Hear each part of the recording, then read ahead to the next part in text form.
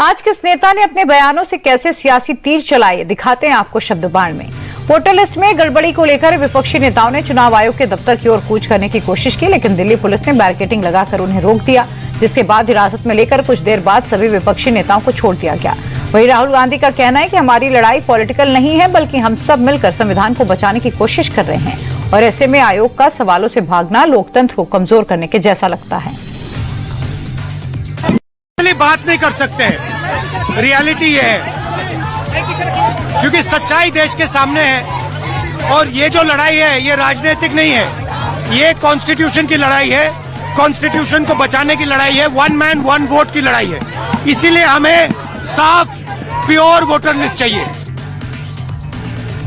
अखिलेश यादव ने भी राहुल की ही तरह चुनाव आयोग पर चुन चुनकर हमले किए। अखिलेश का कहना है कि यूपी सरकार ने डेटा में हेरफेर करते हुए लोगों को गुमराह किया है, लेकिन चुनाव आयोग सारे सबूतों के बाद भी हमारी बात नहीं सुन रहा।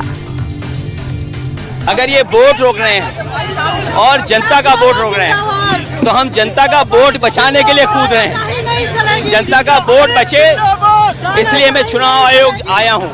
कम से कम चुनाव आयोग उन पे कार्रवाई करे जिन लोगों ने वोट काटे हैं। मैंने खुद 18,000 जो डिलीटेड वोट थे उनको मैंने दिया है।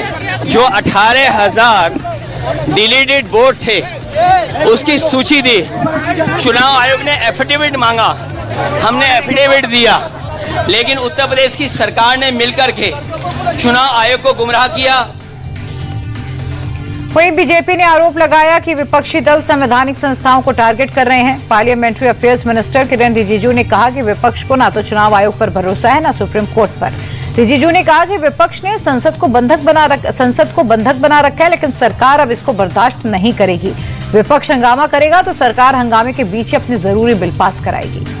हो गया, रोज रोज एक मुद्दे को लेकर के पार्लियामेंट का समय बर्बाद करना, ये हम लोग इस तरीके के जो समय बर्बाद करने के लिए देश का समय और संसद का समय बर्बाद करने के लिए हम नहीं देंगे।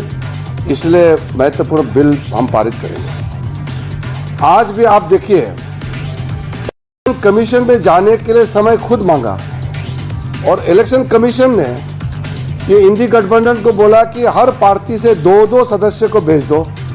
30 सदस्य को बुलाया, फिर जाता नहीं है।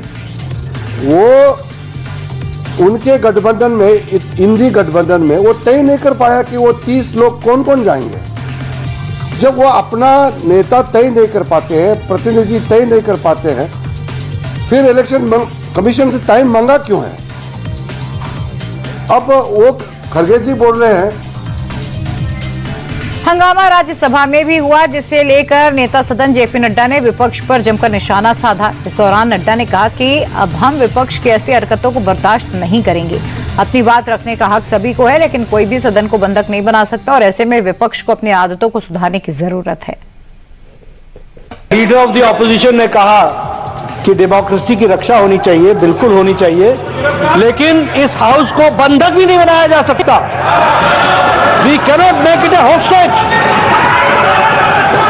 After all business advisory committee में डिस्कस हुआ कि bills will be passed and today I am shocked the role of opposition. Those who were talking about Manipur for the last 2 years, when the bill was being passed, they were opposing it. They were opposing it. विपक्ष को केंद्रीय मंत्री पीयूष गोयल ने भी आड़े हाथों लिया। पीयूष गोयल ने कहा कि ये लोग हर समय सिर्फ हंगामा करने की कोशिश में लगे रहते हैं, लेकिन सरकार की जनता के प्रति जवाबदेही बनती है और इसीलिए हमें इस बात से फर्क नहीं पड़ता कि ये लोग हंगामा क्यों करते हैं, सरकार अपना काम करती रहेगी। उन्होंने उनको पत्र लिखा था कि आप आइए 30 लोग, हर एक पार्टी के 2-2 प्रतिनिधि आए, पर इनके आपसी झगड़ों में वो यही नहीं तय कर पा रहे कि कौन जाएगा और कौन रुकेगा। जिसको खरगे जी ने बहाना दिया कि हम सब वीआईपी हैं, तो अब इलेक्शन कमीशन में तो जगह नहीं है 150 लोगों को जाने की। तो अब आज देश को स्पष्ट हो गया है कि पूरी बेबुनियाद बात लेकर, बेबुनियाद विषय को इन्होंने लोगों को गुमराह करने की कोशिश की है। लेकिन देश की जनता समझदार है और देश की जनता इनको मुंह तोड़ जवाब फिर एक बार बिहार के चुनाव में देगी।